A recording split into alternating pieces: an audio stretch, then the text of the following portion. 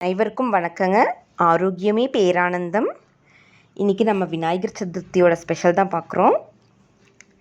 பாலும் தெளிதேனும் பாகும் பருப்பும் இவை நான்கும் கலந்துனக்கு நான் தருவேன். கோலம் செய் துங்கக்கரிமுகத்து தூமணியே, நீ எனக்கு சங்கத்தமிழ் மூன்றும் தா.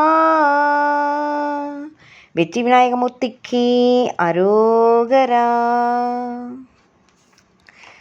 2-3 நாளாக என் பையன் யாதவ் களிமண்ணை தூக்கிட்டு அந்த பொம்மை செய்கிறேன் இந்த பொம்மை செய்கிறேன்ட்டு விளையாடிட்டு இருந்தாங்க. விநாயகர் சதுர்த்திக்கு முன்னத்து நாள் கடைக்கு போயிட்டு வரும்போது எல்லா பக்கமும் ரோட்டுகளில் விநாயகர் வச்சுருக்கிறத அப்படியே பார்த்துட்டே வந்துட்டு, அம்மா நானும் விநாயகர் செய்யிட்டா இருக்குதுல்ல களிமண் என்கிட்ட அப்படின்னு சொன்னான். சரி அப்படின்னு சொன்னேன். பக்கத்தில் இருக்கிற ஃப்ரெண்டையும் கூப்பிட்டுட்டு 2 பேரும் செய்கிறதுக்கு ஆரம்பிச்சிட்டாங்க. சரி நம்மளை டிஸ்டர்ப் பண்ணாமல் ஏதோ ஒரு நல்ல விஷயம் செய்கிறாங்க அப்படின்னு சொல்லிட்டு நானும் விட்டுட்டேன். ஒரு 2-3 மணி நேரம் இருக்கும். போய் பார்த்தா அவ்வளோ அழகாக விநாயகர் செஞ்சுருக்குறாங்க. 2 பேருமே அவ்வளோ கற்பனை பண்ணி, எந்த ஒரு பிக்சர் எதையுமே பார்க்கல. அவங்க 2 பேருமே கற்பனை பண்ணி டிஸ்கஸ் பண்ணிட்டு அழகாக செஞ்சுருக்குறாங்க. இதில் ஒரு ஸ்பெஷல் என்ன அப்படின்னா, களிமண்ணிலேயே பிரசாதம் அவருக்கு செஞ்சுருக்காங்க. லட்டு கொழுக்கட்டை அப்படின்னு சொல்லி அழகாக அந்த பாத்திரத்தில் வச்சு செஞ்சுருக்குறாங்க. இதெல்லாம் பார்க்கும்போது எனக்கு என்னோடய சின்ன வயசு தாங்க அப்படியே உடனே ஞாபகம் வந்துச்சு. அவ்வளோ அழகாக நாங்களும் இதே மாதிரி தான் கொண்டாடி இருக்கிறோம்.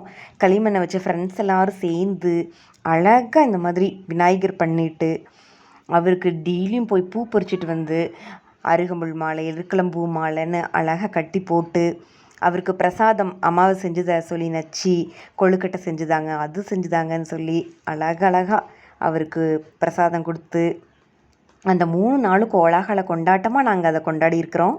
அந்த நினைவுகள் தான் எனக்கு ஞாபகம் வந்துச்சு. ஸ்கூல் போனாலும் அந்த 3 நாளும் நாங்கள் அவரை பற்றியே தான் பேசுவோம்.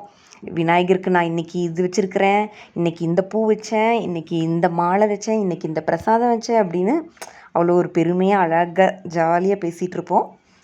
ரொம்ப சந்தோஷமாக இருந்துச்சு. அந்த நினைவுகள் தான் எனக்கு ஞாபகம் வந்துச்சு அந்த விநாயகரை பார்த்த உடனே. இவங்களும் அதே மாதிரி தான் அழகாக செஞ்சுருந்தாங்க. அடுத்த நாள் காலையில் விநாயகருக்கு அழகாக ஒரு ட்ரெஸ் தைச்சி போட்டு ஆபரணங்கள்லாம் போட்டு அழகாக டிசைன் பண்ணிவிட்டு அவருக்கு பூஜை செய்கிறதுக்கு ஆரம்பிச்சிட்டோம். என்ன ஒன்று மிஸ்ஸிங்னா, அவன் கை மட்டும் செய்யாமல் இருந்தான். அது அவங்க அப்பா சொன்ன உடனே அது இருக்கிற அந்த கொஞ்சம் களிமண்லேயே உடனே அந்த களிமண்ணில் கை செஞ்சு அதை வச்சு இதே பண்ணியே ஆகணும், பூஜை கும்பிட்டே ஆகணும் விநாயகருக்கு அப்படின்னு சொல்லி அழகாக கை செஞ்சு வச்சு கும்பிட்டான். ரொம்ப மனசுக்கு நிறைவாக இருந்தது. இந்த மாதிரி யாதவ் இவ்வளோ அழகாக விநாயகர் செய்வான் அப்படின்னு நான் நினச்சும் கூட பார்க்கல. ரொம்ப சந்தோஷமாக இருந்துச்சு எனக்கு. கடவுளோட அனுகிரகம் தான்.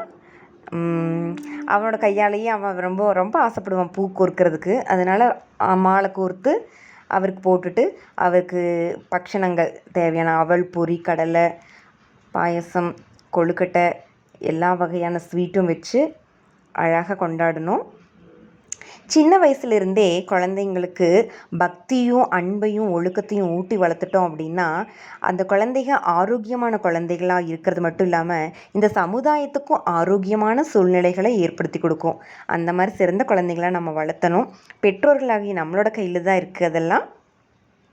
அதனால் முடிஞ்ச அளவுக்கு நல்ல விஷயங்களை நான் யாதவுக்கு எப்போவுமே சொல்லி கொடுத்துட்டே இருப்பேன். நீங்கள் எந்த மாதிரி அப்படின்னு கமெண்ட் பண்ணுங்கள். உங்களோட சின்ன வயசு ஞாபகம் வந்துச்சா? இந்த களிமண்ணில் விநாயகர்லாம் செய்கிறது இதெல்லாம் பார்க்கும்போது உங்களோட ஞாபகம் வந்துச்சா அப்படின்னு சொல்லுங்கள். நன்றி. வாழ்க வளமுடன், வாழ்க ஆரோக்கியமுடன். எல்லாம் வல்ல விநாயக பெருமான் வினைகளை எல்லாம் அறுத்து அன்பையும் ஆரோக்கியத்தையும் கொடுப்பாராக.